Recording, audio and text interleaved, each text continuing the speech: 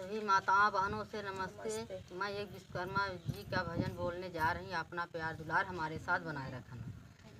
दुनिया बनावे खातिर विश्वकर्मा जी आइले, दुनिया बनावे खातिर विश्वकर्मा जी आइले।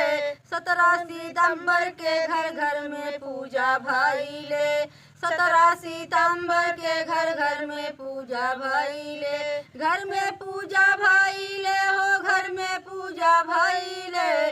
17 सितंबर के घर घर पूजा भइले। विंध्याचल मैया के मंदिर वही बनावले, या वही बनावले हो, या वही बनावले। अष्टभुजी मैया मूर्तिया के संवारले, या के संवारले हो, या के संवारले। इनकद में नामवाया मारा होई गईले, इनकद में नामवाया मारा होई गईले। दुनिया बनावे खातिर विश्वकर्मा जी आइले, दुनिया बनावे खातिर विश्वकर्मा जी आइले।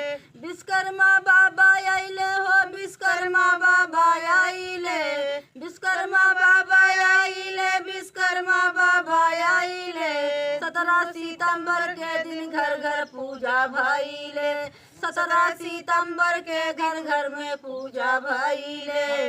इनकी कृपा से चले कार मोटर रेल हो, इनकी कृपा से चले कार मोटर रेल हो। महिमा इनके उड़ेला, महिमा इनसे उड़ेला अंबर में एरोप्लेन हो, महिमा इनसे उड़ेला अंबर एरोप्लेन हो।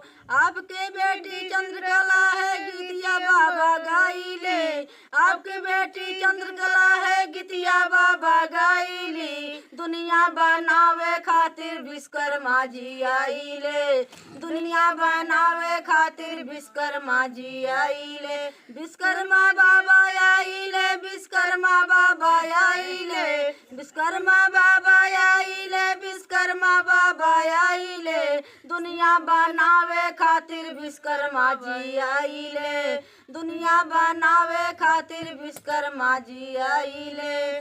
17 सितंबर के घर घर में पूजा भइले, 17 सितंबर के दिन घर घर पूजा भइले।